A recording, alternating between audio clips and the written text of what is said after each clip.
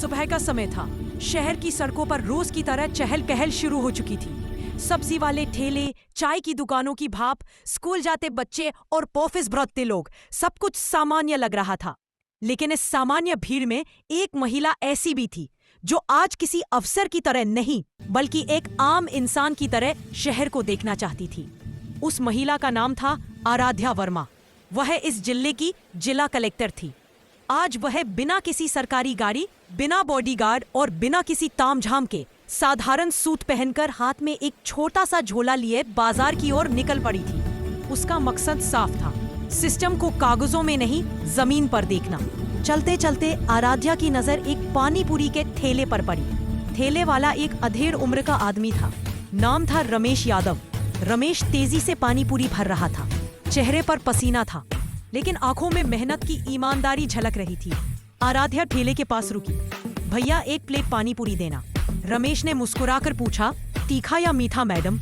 आराध्या हल्की मुस्कान के साथ बोली, एकदम तीखा, आज मजा आ जाना चाहिए। रमेश हंस पड़ा। फिर देखिए मैडम, मजा आ जाएगा। वह पानी पूरी बनाना शुरू ही कर रहा था कि अचानक सड़क पर तेज आवाज गूंजी।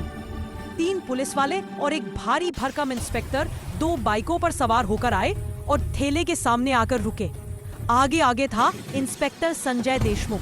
मूंछों पर ताव देते हुए उसने करत आवाज में कहा, ओ रमेश, फिर से सड़क पर ठेला लगा लिया।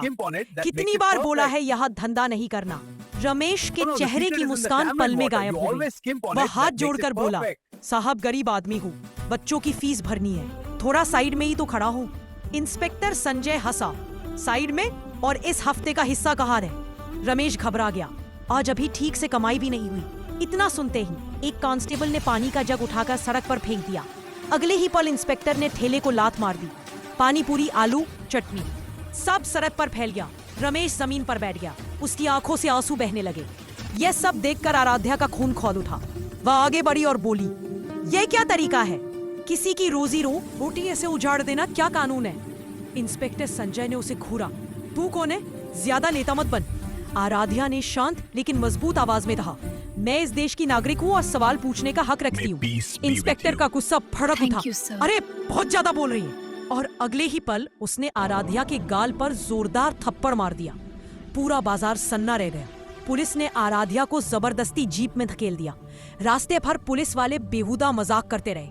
आराध्या चुप रही। वह हर चेहरा, हर आवाज अपने दिमाग में दर्ज कर रही थी। थाने पहुंचते ही उसे महिला लॉकअप में डाल दिया गया। अंदर 2 और महिलाएं थीं, सरस्वती और पूजा। दोनों डर से सहमी हुई थीं। सरस्वती बोली, बहन, यहाँ बिना पैसे या पहचान के कोई सुरक्षित नहीं रहे। आराध्या समझ चुकी थी, यही असली हकीकत है। रात को इंस्पेक्टर संजय आया, झूठे कागज पर साइन कर दे और निकल जा। आराध्या ने साफ मना कर दिया। इंस्पेक्टर ने धमकी दी, दूसरा तरीका भी है हमारे पास। आराध्या ने सीधी आंखों में देखा, जो करना है कर लो, मैं गलत पर साइन नहीं करूंगी। सुबह जब थाने में फिर से अत्याचार शुरू हुआ तब आराध्या ने अपना फोन निकाला। उसने सीधे पुलिस कमिश्नर को कॉल किया। मैं आराध्या वर्मा बोल रही हूँ, जिला कलेक्टर। पूरे थाने में जैसे बिजली गिर पड़ी।